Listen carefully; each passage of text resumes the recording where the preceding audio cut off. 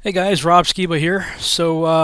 Yesterday I posted this video, Flat Earth and Atmospheric Magnification. I put in there, it's a short version because I'm actually working on a video that's about twice as long. So that's just a portion from that video. And just looking through some of the comments and stuff, people were saying, "Was that must be how the sun works too?" Yes, I had already considered that and was, in fact, working on that when I posted this video. And so I decided that I would show what happens with the sun, and I think it may solve some interesting problems. I'll show that in this video, and I just want to revisit something before we do that, and that is the fact that there is a lot of water in our atmosphere. I went to a few websites. I just did a Google how much water is in the atmosphere, and this is the USGS website, usgs.gov, Science for a Changing World. The USGS Water Science School talks about there is always water in the atmosphere. Clouds are, of course, the most visible manifestation of atmospheric water, but even clean air contains water, water in particles that are too small to be seen. One estimate of the volume of water in the atmosphere at any one time is about 3,100 cubic miles, or 12,900 cubic kilometers. And it goes on to say that if all the water that's in the atmosphere were to rain down at once, it would cover the globe to a depth of about 1 inch. And this is confirmed on a number of websites, but I'll just show you one more just for the sake of argument here. This is the Why Files, the science behind the news. They have an article, How Much Water is in the Atmosphere. It says, at any moment, the atmosphere contains an astounding 37.5 million billion gallons of water in the invisible vapor phase.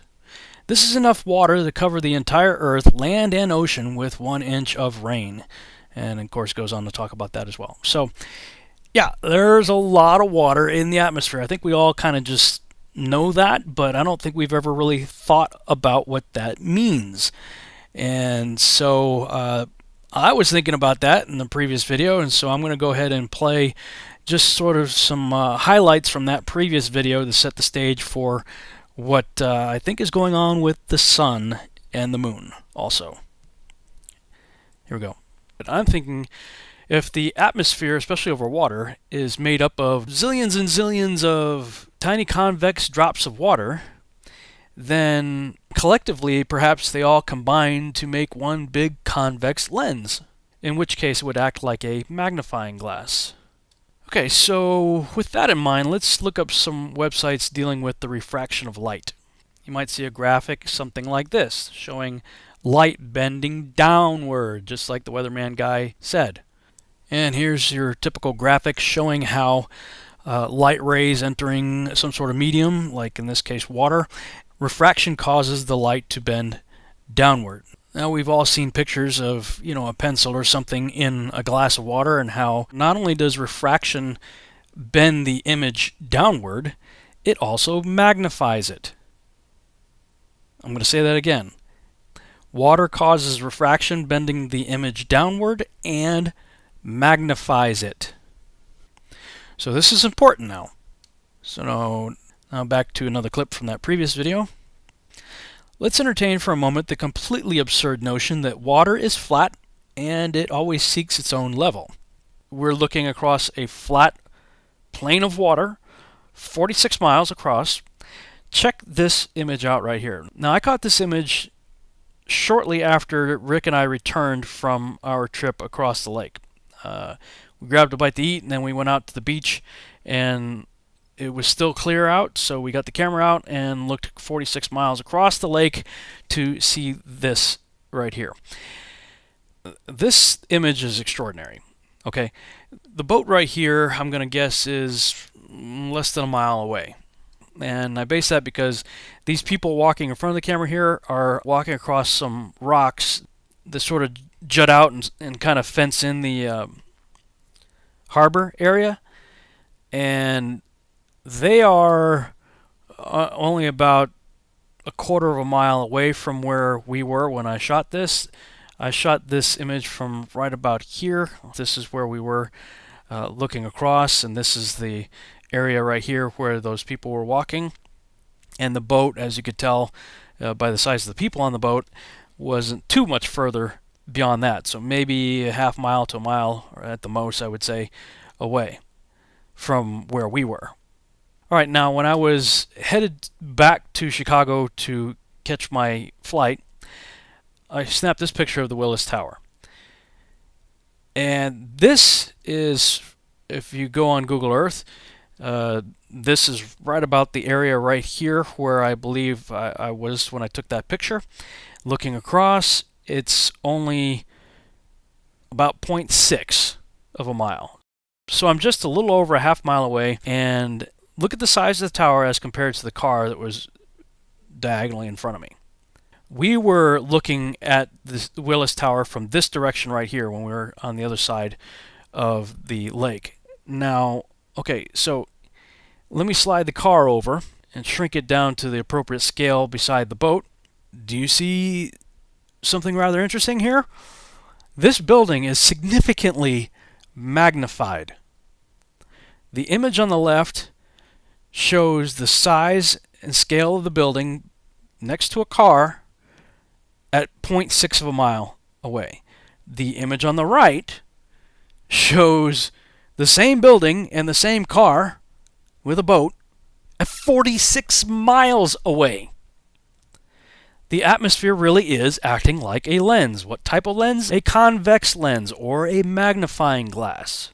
And let's just go back and hear from the experts once again what's happening with the atmosphere. The science is the same of that of a lens. Here's a simple example. So if you're looking at Chicago here, just maybe now you can just see the top of the Sears Tower, and if our simulated temperature inversion moves into place, hopefully now you can see pretty much all of Chicago, see all the lower buildings, including what's at ground level. So the atmosphere really is acting like a lens. Yes. Again, based on that imagery that I saw, looking 46 miles across versus 0.6 miles across, I really do believe that, just like the experts said, the globalist guys, these are people who believe in the globe now. They are the ones that said, hey, the atmosphere really is acting like a lens, and they put a lens in front of the camera to show how it works. So I'm just doing what they're doing. I'm using the same logic that they're using, the same science that they're using. And, science is all about testable, observable, and repeatable data, right? So to alleviate the problem of distorting the edges because the magnifying glass ring is too small, I went on Amazon and I got these plastic magnifying sheets and came up with another way of doing the same thing using the sheet right here.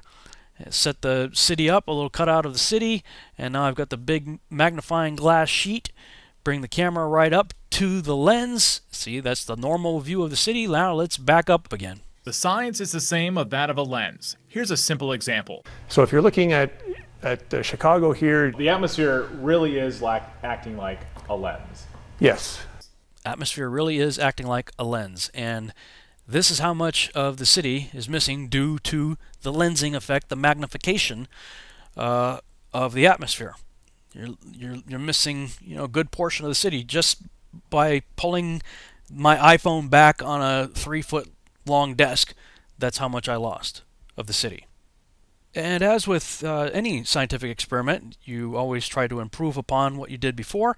So I got some foam core, made a little housing for the magnifying sheet, and pasted the city on the back there, and I made it as two separate pieces so that I could flex it as necessary, because I think that there are different types of atmospheric conditions that would allow for more magnification versus less magnification.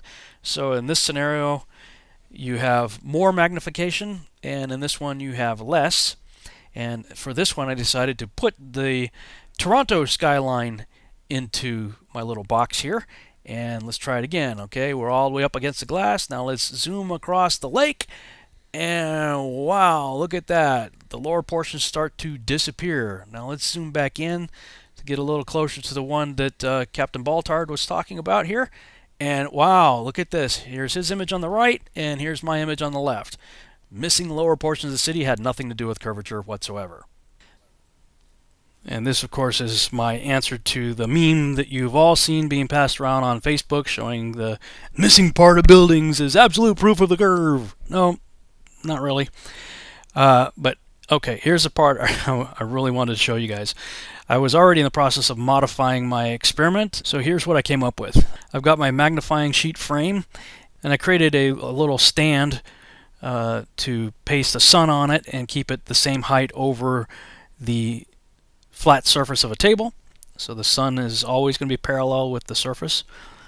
And check this out. All right, here's the first test of a sun moving over a flat surface, and with no atmospheric magnification, it does what we might expect it would. It gets smaller as it goes away from us. All right, now let's see what happens when we add in our atmospheric magnification. Again, water and refraction. Water causes magnification and refraction, right? So let's bring the sun back. Oh, check this out. Refraction bends the light downward. It made the sun set on a parallel surface. As it was moving parallel, the same height, the whole way over a flat surface, the refraction caused the sun to set.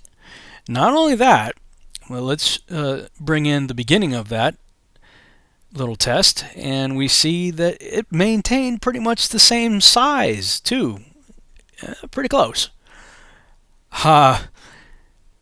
And of course, that's because as it's moving away, the magnification is still taking place. And so even though the sun's further away than it was in the beginning of the test, the magnification basically preserved the same size, and the refraction made it set. Now, I'm just going to put forward a crazy idea for you to think about. And that is, if Rob Skiba could figure this out, I'm just going to go out on a limb here. I think it's quite possible that the creator of the cosmos could have figured out the same thing and engineered our beautiful sunsets, thanks to all of that water he placed in our atmosphere. Just something to think about. Thanks so much for watching. I hope you enjoyed this video presentation. If you did, please subscribe to my YouTube channel, like the video, and share it on your favorite social media sites. There's a lot more to come, so stay tuned and we'll see you back next time.